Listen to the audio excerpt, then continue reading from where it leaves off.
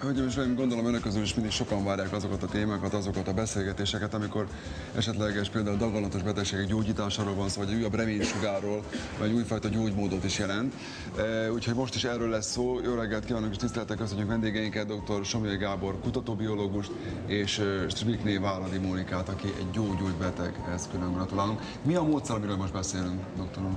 A deutérium megvonása kulcs szó. Tehát az a célunk, hogy a természetben megtalálható hidrogénnek egy nehéz változatát, a deutériumnak a mennyiségét lecsökkentsük a szervezetbe, és ezt úgy tudjuk legegyszerűbben, hogyha a víztérben csökkentett deutérium tartalmú vízzel lecsökkentjük a szervezetben. Tehát egy vízről beszélünk, ami egy speciális víz, mert ezt reggel elmondtuk a nézőknek, tehát senki ne gondoljon arra, hogy most a közönséges csapvíz valamilyen átalakítására van szó, vagyis igazából igen, de milyen módszerekkel alakítják át ezt a vizet? Ezt úgynevezett frakcionál desztillással állítjuk elő, egy forráspont különbséget használunk, ami nagyon kicsi a normál víz és a nehéz víz molekula között, és a 30 méteres hatalmas rektifikáló tornyokban történik a szeparálása a víznek. Gyógyításról van szó, vagy pedig mondjuk egy állapot javításról, esetleg, tehát már egy létező jó állapotnak a megtartása, vagy pedig a gyógyulásról? Mi olyan gyógyszert fejlesztünk, aminek be kell majd épülni az onkológiai gyakorlatba, és ez a folyamat ezt tart. Állatgyógyszerként törzskönyvezve van és gyógyszer, de azt gondoljuk, hogy majd egy elismert gyógyszerként fogják az onkológusok alkalmazni. Hogy néz ki ez a gyakorlatban? Mi történik a rákos sejtekkel a deutérium megvonása után? Ugye az elmúlt bő 10 néhány évnek a kutatása azt igazolja, hogy a deutérium az egy kulcs szerepet tölt be a jelrendszerben. Tehát a sejtek mézik a deutérium-hidrogén arányt, és ezen keresztül szabályozzák ezt a nagyon bonyolult jelenséget, amit mi életnek hívunk.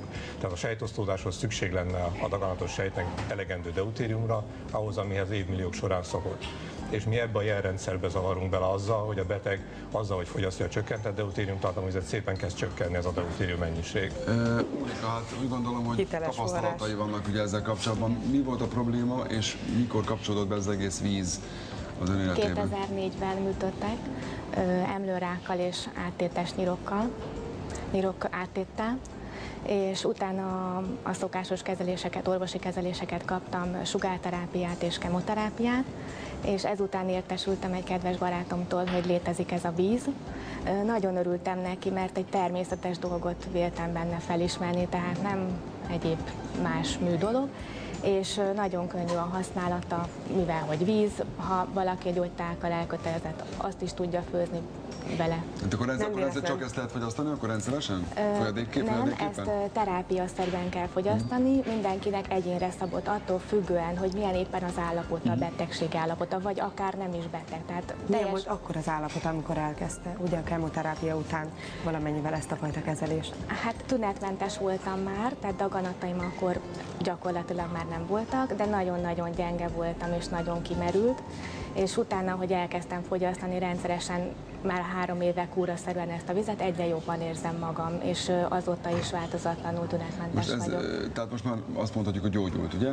Hát elvileg 5 év után, de remélhetőleg, hogy igen. Én abban bízom, hogy igen, és úgy is nagyon jól van. Nagyon jól néz ki. A víz az folyamatosan jelen van akkor most is az életében, ugye? Igen, ez úgy történik, hogy mindenkinek egyéne szabottan megállapítják, hogy ez a deutérium tartalom milyen mennyiségben legyen abban a vízben, amit ő fogyaszt, és akkor 8 hétig vagy 12 hétig kell folyamatosan fogyasztani, akkor semmi más vizet nem lehet, vagy bármilyen nagyobb mennyiségű folyadékot inni, vagy fürtözni, vagy ilyesmi, és utána abba kell hagyni, egy kis szünetet kell tartani. Doktor úr, a daganatos megbetegedések minden formájára javalja az efféle megoldás? Igen, ezt mondhatjuk, és az ő esetben ugye azért szerintem fontos, hogy egy beteget megtartani a tumormentes állapotban nyilván sokkal könnyebb, mint visszafejleszteni meglévő daganatos. Hogyha ez is beépülne ez a gyakorlatba, hogy egy megoperált, utókezelt kemoterápiával, sugárkezeléssel kezelt beteg még utána inná x hónapig a vizen, a statisztikánk szerint a töredékére leszorítani a visszaesők arányát. És ezzel egyidileg dupláznánk a véglegesen gyógyult betegek arányát. Jó, hát gondolom, hogy sokakban megfogalmazódnak kérdések, de ezeket fel is tehetik, hölgyeim és uraim, mert a doktor úr itt marad